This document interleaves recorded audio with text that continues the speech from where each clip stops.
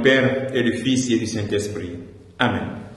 Bien-aimés dans le Christ, nous sommes aujourd'hui samedi 10 octobre.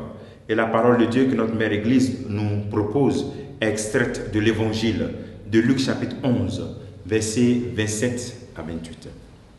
En ce temps-là, comme Jésus était en train de parler, une femme éleva la voix au milieu de la foule pour lui dire « Heureuse la mère qui t'a porté en elle et dont les seins t'ont nourri. » Alors Jésus lui déclara « Heureux plutôt ceux qui écoutent la parole de Dieu et qui la gardent. » Acclamons la parole de Dieu.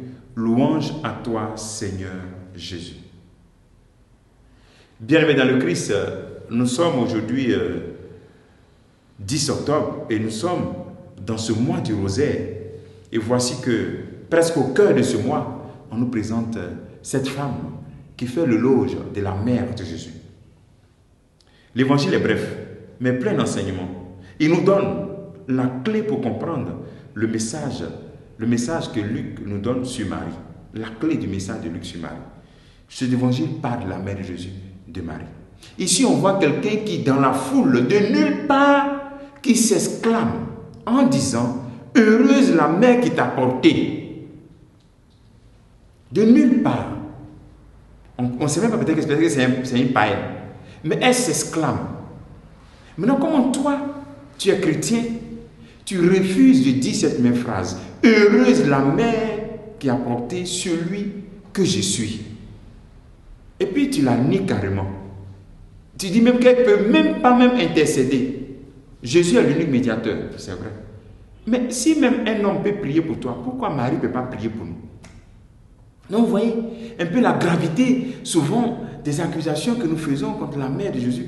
Quelqu'un, on dit une voix, une femme, éleva la voix du milieu de la foule. Son identité n'est même pas. Toi, tu as une identité. Tu te déclares chrétien, chrétienne. Et puis, tu parles mal de la mère de Jésus.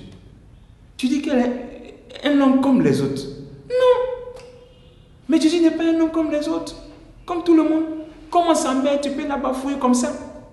Alors, nous, en tant que chrétiens, et surtout catholiques, nous devons comprendre que si quelqu'un qui n'a pas une identité affirmée, selon Luc, on nous dit ça, fait l'éloge de Marie, combien de fois nous-mêmes n'allons pas le faire? Et elle-même, dans le Magnificat, elle a dit, inspirée par l'Esprit Saint, désormais, tous les âges me diront bienheureuse.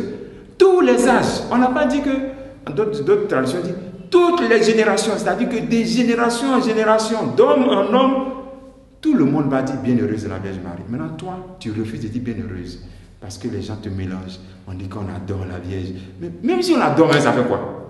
Nous, les chrétiens catholiques, nous la vénérons. Voilà. Alors donc, on vénère et on respecte ce corps qui a porté notre Sauveur. Et on lui demande de prier pour nous. Si beaucoup d'hommes prient pour toi, ça fait quoi? Je m'adresse à Jésus directement. Mais tu peux demander aussi à Marie de prier pour moi. Ça fait quoi? Et si on ne dit pas à un pasteur, un prêtre de prier pour nous? Un homme qui est encore sur terre. Encore celle qui a porté Jésus. Donc Jésus fait lui-même. Il fait l'éloge de la Vierge Marie pour montrer que quand la dame dit heureuse celle qui t'a porté, ce n'est pas le fait seulement d'avoir porté. Mais encore il ajoute. Non seulement elle a porté Jésus, mais ensuite elle a été exemple d'écoute de la parole de Dieu. C'est-à-dire, c'est important pour le juif qui dit Shema Israël, écoute Israël. Donc nous les chrétiens, nous devons rentrer dans cette logique d'écouter comme Marie. Donc ce que Jésus a tenté de montrer, c'est non seulement Marie l'a porté, mais aussi elle était exemple d'écoute.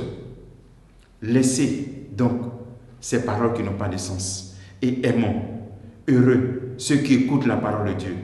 Elle nous montre comment accueillir la parole de Dieu par son oui.